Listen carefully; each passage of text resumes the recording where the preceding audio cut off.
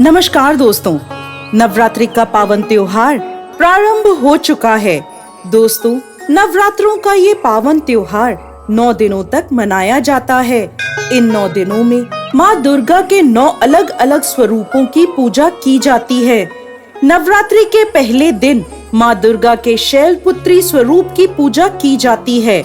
अपने दाहिने हाथ में त्रिशूल धारण किए, बाएं हाथ में कमल को शोभित किए, वृषभ पर सवार नव दुर्गाओं में प्रथम देवी शैलपुत्री हैं, जिन्हें सती के नाम से भी जाना जाता है।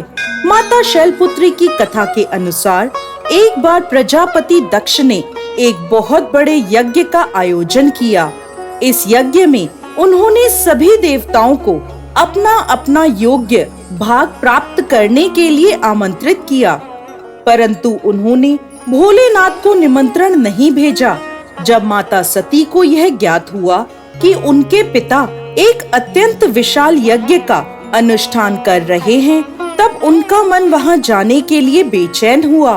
उन्होंने भोलेनाथ को अपने मन की सारी व्यथा बताई। भोलेनाथ बोले, देवी, प्रजापति दक्ष शायद हमसे किसी बात पर रुष्ट हैं, इसलिए उन्होंने सभी देवताओं को अपना अपना यज्ञ भार समर्पित किया है, परंतु उन्होंने हमें नहीं बुलाया, ना ही हमें कोई सूचना भेजी, इसलिए आपका वहां जाना उचित नहीं होगा।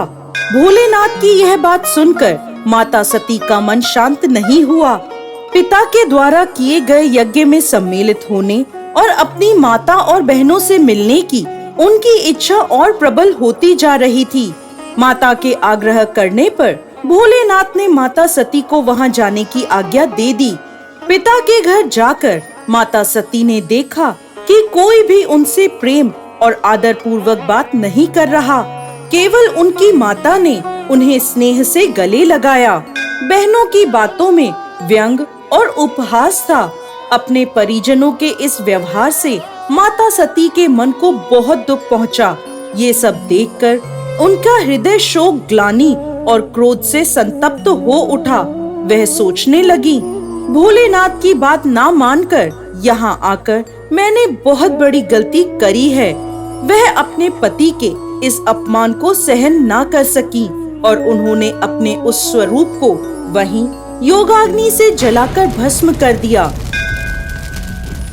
इस दुखद घटना को सुनकर भोलेनाथ ने क्रोध में आकर अपने गणों को भेजकर दक्ष के उस यज्ञ का पूर्णतः विध्वंस करवा दिया। सती ने योगाग्नि द्वारा अपने शरीर को भस्म कर अगले जन्म में शैलराज हिमालय की पुत्री के रूप में जन्म लिया। माता शैलपुत्री का जन्म शिला यानी पर्वत से हुआ है, इसलिए इनकी पूजा अर्चना करने से जीवन में स्थिरता आती है। इनकी पूजा अर्चना से वैवाहिक जीवन सुखद हो जाता है और घर में सुख समृद्धि आती है। माता की पूजा अर्चना से मूलाधार चक्र जागृत हो जाते हैं, जिसके फलस्वरूप जीवन में स्फूर्ति और उत्साह का विकास होता है। साथ ही साथ माता शैलपुत्री की पूजा अर्चना से चंद्रमा से जुड़े सभी प्रकार के दोष दूर होते हैं और भक्त को सौभाग्य की प्राप्ति होती है। दोस्तों, नवरात्रि के प्रथम दिन माता शैलपुत्री की पूजा सफेद रंग के विशेष पुष्पों से करें। साथ ही साथ माता को सफेद मिठाई का प्रसाद चढ़ाएं और माता की तस्वीर के आगे कपूर अवश्य जलाएं। पूजा के बाद माँ शैलपुत्री को गाय का घी अर्पित करें, जिससे माता आरोग्य काया का आशीर्वाद देती हैं और व्यक्ति का मन एवं शरीर दोनों निरोगी रहते हैं। तो दोस्तों, यह थी नवरात्रि के प्रथम दिन पूजी जाने वाली माँ शैलपुत्री की पावन कथा। जय माँ शैलपुत्री।